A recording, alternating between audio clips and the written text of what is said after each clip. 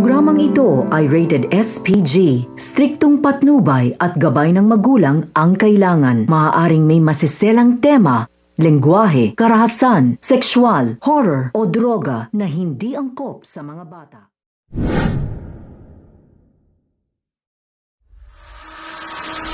Dahil sa masamang pangyayari dito kay Mara, ay hanggang ngayon ay wala pa rin nga siyang malay. Patuloy siyang pinahihirapan ng mga tauhan nitong ni Lolita. Kaya nagkaroon ng isang kaguluhan dahil nga nawawala ang presidente. Kaya naman may makakatulong na nga dito para maligtas nga si Mara sa kanyang kalagayan. At dahil dito makikita ng mga agila at gagamutin nga nila itong si Mara. Hanggang sa bumalik nga ito sa normal at malalaman niya nga ang tunay nangyari kay Mara. Pakatutukan po natin kung ano nga ang kwento nito ni Mara. Lahat ng yan ay abangan natin sa susunod na episode. Maraming salamat sa iyong panonood.